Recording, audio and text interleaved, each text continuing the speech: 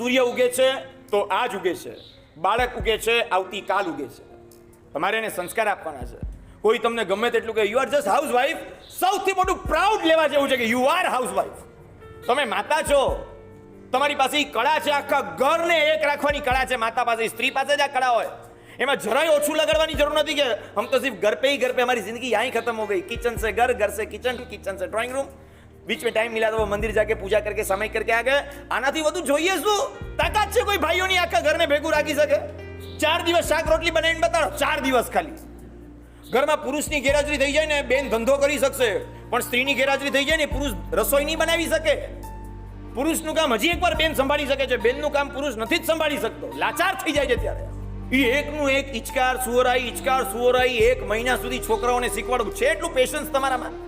2 દિવસ પછી પાછો ભૂલી જાય ઓલો ઈચકાર, પાછું એને ઈચકાર શીખવાડવાનું, પાછું શીખવાડવાનું. કેટલું પેશન્સ, પણ કેટલું પેશન્સ! આ કોણ શીખવાડી શકે? માતા જ શીખવાડી શકે. અને તમારી જિમ્મેદારી, યોર રિસ્પોન્સિબિલિટી કે તમે ફ્યુચરનો શ્રી સંઘ, સાહેબ જૈન સંઘ કેવો હશે? આજની બહેનો જેવા એમના દીકરાઓને તૈયાર કરશે એવો જ આપણો ભવિષ્યનો જૈન સંઘ હશે. કારણ કે એના હાથમાં જ જૈન સંઘ આવવાનો છે ભવિષ્યમાં.